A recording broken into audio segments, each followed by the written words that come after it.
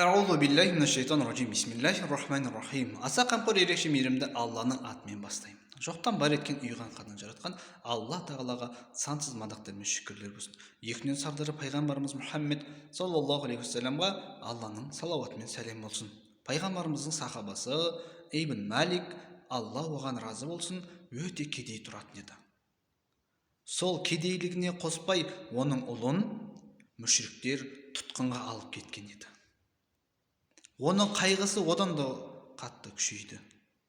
Қайғыға батып, пайғамбарымызға, оған Алланың салауатына сәлем болсын, барып болған оқиғаларды айтып жеткізген кезде, пайғамбарымыз Мұхаммед, Алланың оған салауатына сәлем болсын, Аллаға сыйын, сабыр ет, және де ла хаула ва ла қувата илля биллах деген дұғаны үйретіп, осыны жиі айт деді.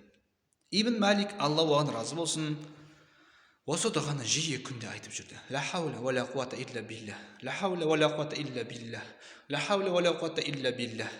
Осы дұғаны күнде жиі айтып жүрген кезде, күнде үйде отырған кезде есігі тақылдады. Есігін ашса, сыртта ұлы келіп тұр.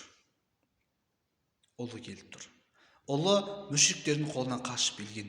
Үсті тілім жара. Қашып келгеніне қоса, өзімен бірге мүшриктердің 100-ге тарта түйесін айдап келіпті. Әке мен бала қауышты, кедейліктен құтылғандай, мал дүниеге ие болғандай, кедейліктен құтылғандай болды. Бірақ Ибн Малик, Алла оған разы болсын, пайғамбарымыз оған Алланың салауатына сәлем болсын, рұқсатын бермейінше, сұрамайынша, ол малдың ешбіріне де тиіскен жоқ. Сол кедейлікпен күнін көре берді. Осыдан кейін пайғамбарымызға саллаллаху алейхи вассаламға Алла тағаланың тарапынан қандай аят түсті? Қай аят түсті деп ойлайсыздар?